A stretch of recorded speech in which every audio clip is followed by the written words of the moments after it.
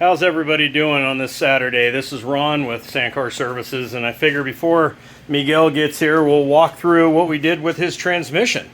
So his Mendeola 2D came into me with a reverse that was not functional. And let's start with that, and then I'll tell you kind of what I did to his transmission, because we did a lot of stuff. So the original failure on his transmission, this is what they call the 1-2 slider. This is what shifts your first and second gear in and out. And you can see how clearly a lot of the teeth are just completely half gone. But the real failure was this gear right here, which is the reverse idler gear. I stock these and they're brand new. These are the new Weddle ones that I buy. Their part number is 3 Robert, 4 Mary, 1540. So it's 15 teeth on this one, 40 teeth on the 1-2 slider. But if you can see this little groove right here, that is the groove that the shift rod for reverse actually sits into, and then this gear spins all the time with the engine. This is the one that he has. So if you can see, it came in and the actual shift groove was completely gone, which is why it wouldn't shift in and out of reverse. So all those pieces right there was what the result was of the broken reverse. However, I believe this was a fresh purchase for him.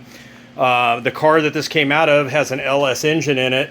This transmission is running a 514 ring and pinion, but it had a 311 first gear and a 193 second gear, which are inconsistent for 3315 paddles with most 4-seat sandrails. Not all, but most of the ones that I work on are the ones that you see coming in and out of here. So if they're between 1,800 and 2,300 pounds, you really want a 290 186 main shaft if you can get it. It's why when you're buying a used Mendeola, it's so important to know what gears you're getting, because there's a lot of 4-cylinder, a lot of racing transmissions out there that were for sale here recently, which were good trannies, but if you throw them behind an LS, you're going to be tacking the motor out, revving super high. So what the customer elected to do was he went ahead and changed his main shaft out and his first and second gear idlers to a V8 better V8 gear combo for his car.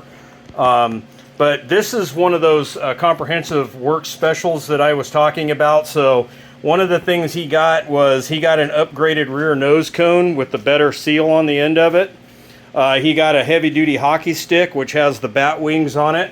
So his old hockey stick is right here. And you can, these are the ones that bend really easy because there's no reinforcement. So the new ones from Weddle have bat wings that are molded into it. You see sometimes the shops will actually weld their own bat wings in. I see that once in a while. Under the works package that I did for him, he got all new synchros, which I do all the time anyway, but on a regular refresh I'll do the synchros, but I don't do catch keys and catch key springs. These are what actually help you stay in gear and shift from the gears smoothly.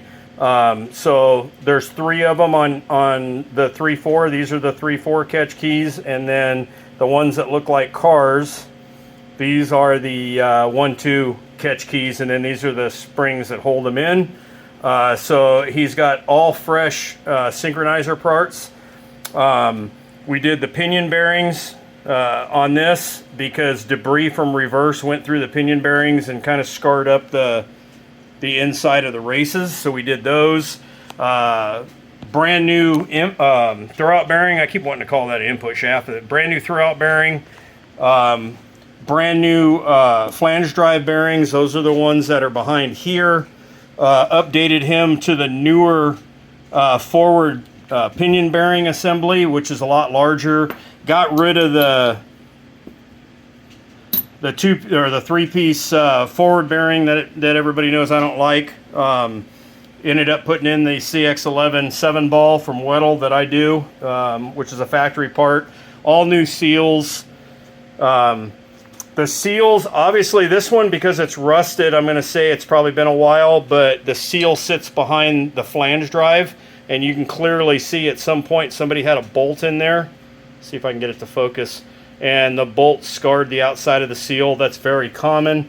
Got to make sure your bolts are the right length. And then there's the the circlip that holds the input shaft retainer in. And here is the rear main shaft bearing. Obviously the rear pinion bearings are the big ones. And then he's going to get a gallon of 75-140 Maxima Pro Gear full synthetic oil that comes with it. And on this one, I am going to have him take the nuts and washers because he has an older bell housing and he had these big, ugly washers. Let me see if I can find one that were just concaved, that were in these holes. So I gave him a better setup for that. But yeah, awful lot of stuff got done to this. Super clean. Should give him some years of service, and just have him check the oil and go from there. But definitely got a lot of stuff knocked out on this one. Ron with Sandcar Services. Thanks for watching.